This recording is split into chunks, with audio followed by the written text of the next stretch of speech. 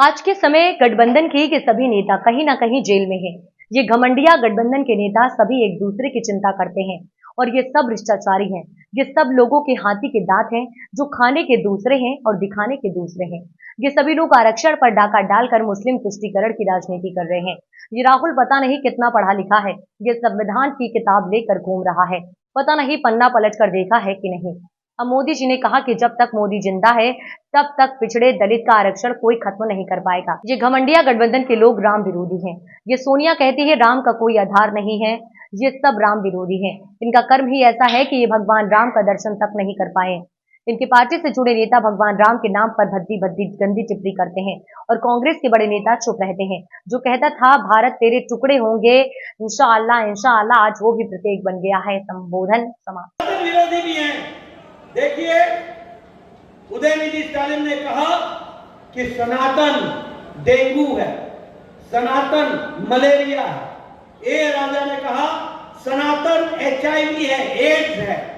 सोनिया गांधी चुप, प्रियंका गांधी को सुनाई नहीं दिया, राहुल गांधी को बोला नहीं गया। बोलो, ये सनातन विरोधी है कि नहीं है? और ये राष्ट्र विरोधी भी है। जेएनयू में नारे लगते हैं, अफजल हम शर्मिंदा हैं, तेरे कातिल जिंदा है। और नारे अफजल कौन है? अफजल वो है जिसने पार्लियामेंट के अटैक का मास्टरमाइंड था। उसको फांसी की सजा दी गई। सजा किसने दी? सुप्रीम कोर्ट के जज ने। माफी किसने नहीं दी?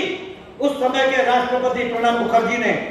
तो अफजल हम शर्मिंदा हैं, तेरे कातिल जिंदा हैं और भारत होंगे तेरे टुकड़े टुकड़े, इंशाअल्लाह इंशाअल्लाह। ऐसे लोगों के साथ राहुल गांधी दूसरे दिन जवाहरलाल नेहरू यूनिवर्सिटी में रैली करता है, उनके साथ हाथ से हाथ मिला करके खड़ा होता है। बोलो, ये राष्ट्र विरोधी गतिविधि है कि नहीं है?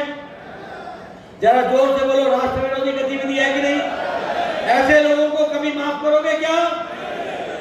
ये राष्ट्र विरोधी लोग आजकल एक कैंडिडेट भी इन्होंने बना दिया है, जो बोलता था भारत होंगे तेरे टुकड़े टुकड़े, इंशाअल्लाह इंशाअल्लाह। ये कैंडिडेट भी बन गया है। इसलिए मित्रों, एक तरफ राष्ट्रवादी ताकत है, वो लोग हैं मोदी जी के नेतृत्व में, वो लोग हैं योगी जी के नेतृत्व में, जो देश को प्रदेश को आगे ले जाना चाहते हैं।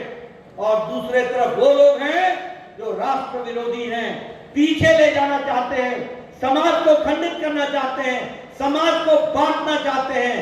इनको मुंह तोड़ जवाब देने का रास्ता एक ही है। 1 तारीख को कमल के निशान पर बटन दबा करके अपने राष्ट्रवादी ताकतों को मजबूत कीजिए। यही आपसे निवेदन है। आपने मेरी बात बहुत शांति से सुनी, आपका बहुत बहुत धन्यवाद। जय भारत, जय उत्तर प्रदेश। एक इटली चला गया था, लेकिन मोदी जी के मार्गदर्शन में आदरणीय नड्डा जी हमारे राष्ट्रीय अध्यक्ष थे, आपने तत्काल मुख्यमंत्रियों से भी आग्रह किया और साथ साथ पूरी भाजपा से कहा कि कोरोना इस सदी की सबसे बड़ी महामारी है। इस समय संगठन का काम नहीं, बल्कि सेवा ही संगठन है। जनता जनार्दन की जितनी सेवा हो सकती है वह हमें करना है। और बहनों और भाइयों, उसी का परिणाम था कि केवल भारतीय जनता पार्टी का कार्यकर्ता ही नजर आ रहा था। भारतीय जनता पार्टी ही सेवा के इस मिशन के साथ जुड़ी थी, क्योंकि हमें देश को बचाना था, 140 करोड़ जनता को बचाना था। और फिर सेवा का कार्य भी हुआ, फ्री में वैक्सीन भी मिला, फ्री में टेस्ट भी हुआ, फ्री में उपचार भी हुआ। और आज आप देख रहे होंगे, मोदी जी ने उसी समय शुरू किया था, 80 करोड़ लोग फ्री में राशन की सुविधा का लाभ प्राप्त कर रहे हैं पूरे देश के अंदर।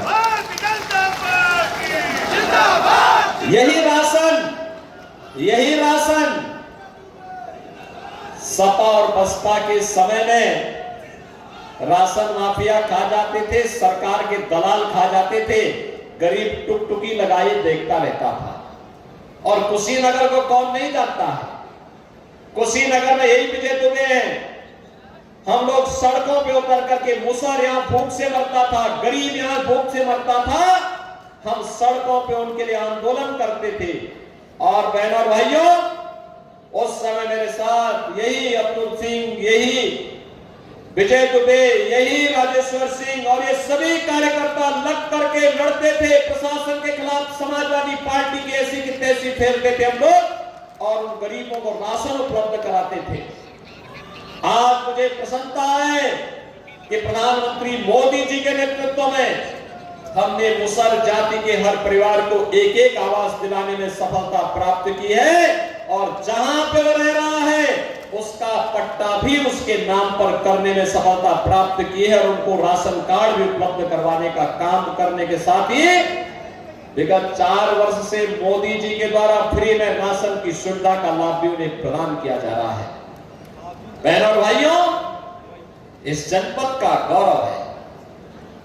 आपने देखा होगा जो आज कुशीनगर में आपको देखने को मिलता है।